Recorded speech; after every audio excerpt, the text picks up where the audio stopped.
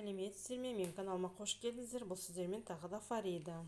Біз бүгін сіздермен біздің көмегімен поточная вязка деп аталады. Соны қалай тоқу керек екенін көрсетемін. Біз алдыңғы менің видео сабақтарымда бар. Біздің көмегімен қалай петля набрать етуді, жаңағы спицамен тоқуды, оң және теріс тоқуды, барлығы менің видео сабақтарымда түсіндірілген. Енді біз бүгін қысқаша мынау поточная вязканың қалай тоқылуын көрсетемін. Ол үшін бізге қажетті екі біз, жібі болсын, болмасын, осындай екі біз болады, және жіп.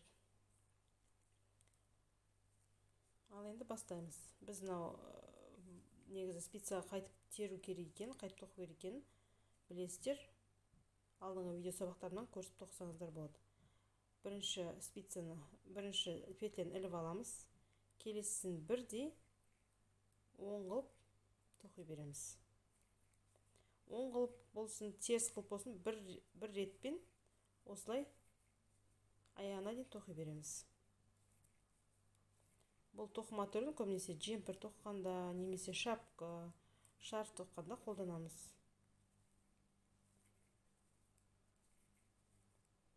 Осылай бір қарқынмен соңына дейін тоқып өтеміз.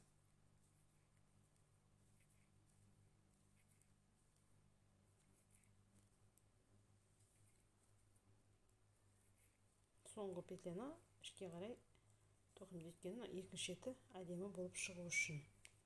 Келесі айналым. Келесі айналым бізде бірінші петляны іліп аламыз тағы да. Дәл осындай оңға қарай тоқи береміз. Оң бастасаңыздар, оңға қарай тоқи бересіздер. Сол немен бастасаңыздар, тоқумен бастасаңыздар, солға қарай тоқи берсеңіздер, осындай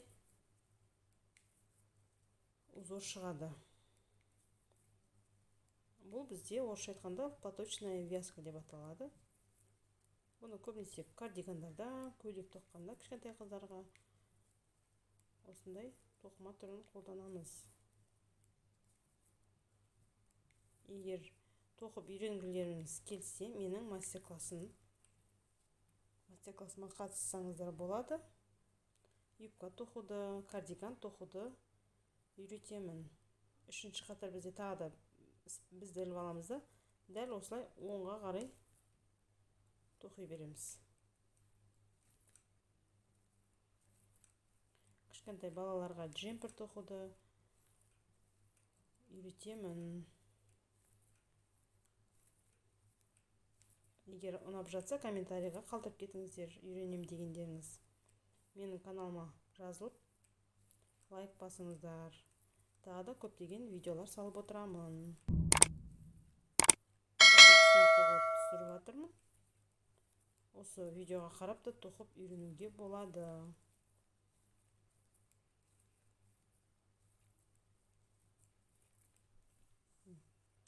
Бізде осындай узор шығады.